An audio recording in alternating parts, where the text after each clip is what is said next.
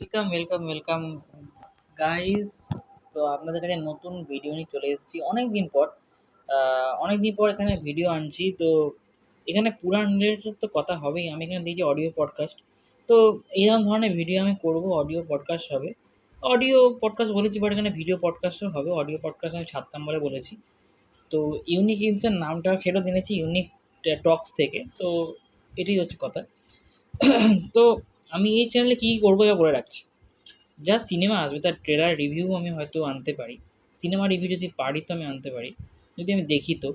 সব আমি দেখি না, বাট যদি দেখি তো আমি এই চ্যানেলে আমার যেটা মন মর্জি আমি আনবো। কিন্তু কেউ সিরিয়াসলি এখানে যা যা হবে কেউ সিরিয়াসলি নেবেন না, আর নিজের ওপর নেবেন না। কারণ এখানে মজার এন্টারটেনমেন্ট হবে আর পুরাণ ভিত্তিক গল্প হবে, সব রকম এখানে হবে। তো আমি এখানে এই কাজগুলো, এইগুলো আমি আপনাদের সঙ্গে শেয়ার করব, আপনার সঙ্গে কথা বলবো, এরকম কাজ। আগে আমি এই চ্যানেলে লাস্টের দিকে ভিডিওগুলো দেখবেন। এখানে আমি আহ, একটু যখন ছোট ছিলাম তখন কী কী ভিডিও ছেড়েছি। তখন নানারকম এন্টারটেনমেন্ট পারপাস ভিডিও ছাড়তাম, নানারকম মিম রিভিউ করতাম, ওগুলো করতাম। এখন সেরকম সময় হয় না, সো সেরকম করাও হয় না। কিন্তু আমার আরও দুটো চ্যানেল আছে, যে দুটো চ্যানেল, একটা হচ্ছে হিন্দি চ্যানেল আছে যেখানে আমি AI and digital technology related কথা বলি। তো সেখানে সেখানে নানা রকম শর্টস আসে। সেখানে সেই চ্যানেলটা আমার মেন চ্যানেল, আমি ওখানে অনেক রকম ছাড়ি ভিডিও, তো দেখতে পারেন আপনারা। তো ওটার আমি লিঙ্কটা আমি ডেসক্রিপশানে, এই ভিডিওর ডেসক্রিপশানে আমি দিয়ে দেবো। এবার থেকে এই চ্যানেলে হয়তো রেগুলার ভিডিও না এলেও আস্তে আস্তে আস্তে আসবে। এর মধ্যে শর্টসও আসতে পারে, হাসির শর্টস হতে পারে, বা আমি কোনো টপিক রিলেটেড বলতে পারি, বা কিছু ইভেন্ট রিলেটেড আমি আনতে পারি। তো নানা রকম শর্টসও আসবে। তো এখানে হরদম কিছু না কিছু আসতে পারে, আমি যেটা বলে রাখছি, আসতে পারে। তো আমার সময় হলে আমি এখানে অবশ্যই শেয়ার করবো। হ্যাঁ, আমি তাও বলছি আমার মেন চ্যানেল কোনটা, সেটা হচ্ছে দ্য সিএসি হাব, যেটা চ্যানেল আমি নিচে দিয়ে দেবো। আরেকটা আমার চ্যানেল আছে যেখানে ব্লগ, যখন ধরুন ওতে আমার প্লেলিস্টও বানানো আছে ব্লগ চ্যানেলে, যে আহ, আচ্ছা, এই যে ভিডিওটা আপনারা থাম্বনেল থেকে বুঝে গেছেন আমি কী বিষয় বলবো। এখানে আমি কৃষ্ণ ভক্তের ভগবান শ্রীকৃষ্ণ, ভগবান প্রভু শ্রীকৃষ্ণের আমি এখানে কিছু কিছু কথা, কিছু কিছু বক্তব্য, কিছু কিছু ওনার জীবনের আমি কী ঘটেছে সেগুলো সম্বন্ধে আলোচনা করবো এখানে। তো সেরকম পুরাণ ভিত্তিক একটা ভিডিও হতে চলেছে। তো এই ভিডিওই আমি এনেছি, আজকে আনছি। তো এর হয়তো পার্ট কন্টিনিউ হবে কিনা জানি না, বাট এটা আজকে আমি ফার্স্ট ভিডিও।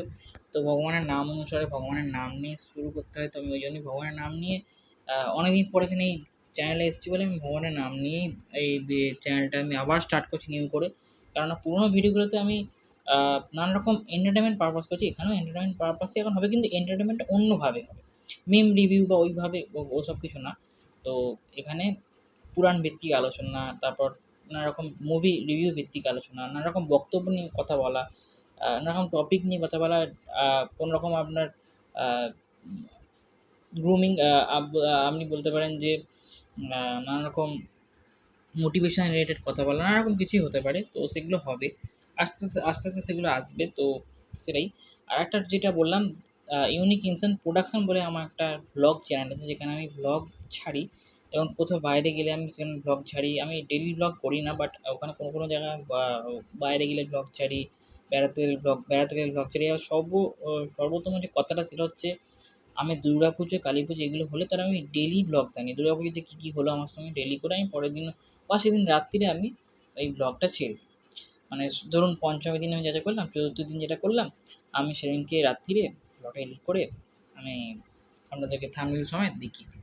আবার পরের দিন এরকম করে দশমী একাদশী পর্যন্ত চলে। তারপর সেটা একটা প্লেলিস্ট আমি মেক করি, তারপর ওখানে আমি থাকি। তো ওখানে আই থিঙ্ক আগে ২ বছরের আমার প্লেলিস্ট রয়েছে। তো আপনারা গিয়ে দেখতে পারেন, মজা নিতে পারেন, দেখতে পারেন, এবং ব্লগগুলো এনজয় করে আপনি দেখতে পারেন। আর ওই চ্যানেলগুলো আপনারা যদি সাবস্ক্রাইব করতে চান, প্লিজ সাবস্ক্রাইব করতে পারেন।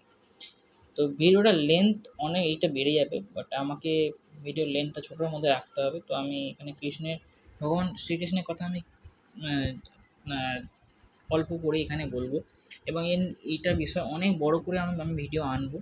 তো সেটাই। তো স্টার্ট করছি। ভগবান শ্রীকৃষ্ণ আহ, না, বিষ্ণুর অবতার ছিলেন, আপনি জানেন। ত্রেতা যুগে রাম ছিলেন, তো দ্বাপর যুগে, তারপরের যুগেতেই ভগবান শ্রীকৃষ্ণ এসেছিলেন। তো ভগবান শ্রীকৃষ্ণ প্রথমে কংসের বধ করেন, তারপর বৃহত্তর কাজ যেটা বলা হয় ধর্ম সঞ্চালনের ক্ষেত্রে ছিল, সেটা হচ্ছে মহাভারত। মহাভারত তিনি করেছিলেন। তো তার এগুলো আইকনিক এই যে কাজগুলো উনি করেছিলেন, যেমন আর কিছু কিছু ছোটোখাটো কাজও ছিল যেগুলো, একটা হচ্ছে আপনারা জানেন যে ত্রেতা যুগে রামকে ভগবান শ্রী রামকে সাহায্য করেছিলেন আহ, জাম্বুয়ান, ঋষ্যরাজ জাম্বুয়ান যিনি ছিলেন। তো উনি দ্বাপর যুগ পর্যন্ত বেঁচে ছিলেন এবং কৃষ্ণের সঙ্গে যুদ্ধও করেছিলেন। তো কৃষ্ণের সঙ্গে যুদ্ধ করেছিলেন এবং লাস্টে তিনি বুঝতে পারেন যে কৃষ্ণ আর কেউ না, ভগবান শ্রীরামের তার পরের অবতার, বিষ্ণুর পরের অবতার শ্রীকৃষ্ণ। তো তিনি লাস্টে বুঝতে পেরে তো নানারকম কিছু হয়, তো তারপর তার মেয়ের সঙ্গে কৃষ্ণের বিবাহ হয়। তো সেটা একটা ছোট একটা আমি পয়েন্ট আমার মনে পড়লো, সেটা আমি আপনাকে বলে দিলাম। এটা অনেক সিরিয়ালেও দেখিয়েছে, অনেক জায়গায় দেখিয়েছে। আর কৃষ্ণের আরও কিছু কথা আমি বলছি।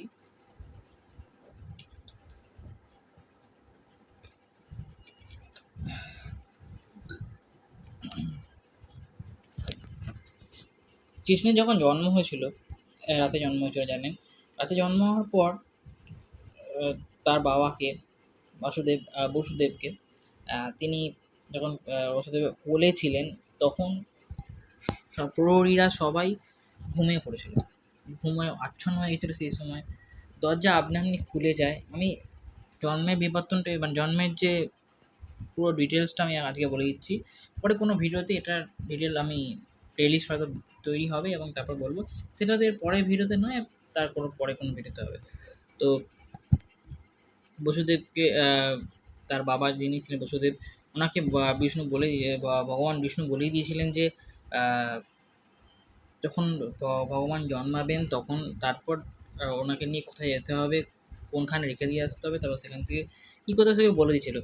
তো ওই বিষয়ে তারপর কি হয়, তারপর ভগবান শ্রীকৃষ্ণ বসুদেবের বলেছিলেন, তারপর ওখান থেকে দরজাগুলো সব খুলে যায়।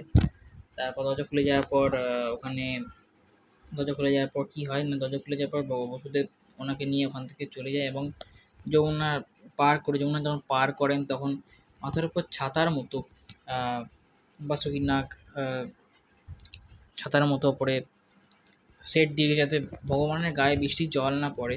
তখন প্রচণ্ড বৃষ্টি হচ্ছিল। এভাবে তিনি আহ, মা যশোদার ঘরে সেখানে গিয়ে কৃষ্ণকে রেখে দিয়ে আসেন, রাত্রে চলে আসে এবং ওখানে আহ, যোগমায়া, যিনি মা যোগমায়ার জন্ম হয়েছিল, সেইখানে যোগমায়াকে উনি আহ, নিয়ে এবং এখানে মানে কংসের কারাগারে নিয়ে চলে আসে। তো এইভাবে কৃষ্ণ এক জায়গা থেকে আরেক জায়গায় ওখানে যশোদা মায়ের কোলে ওখানে চলে যায়।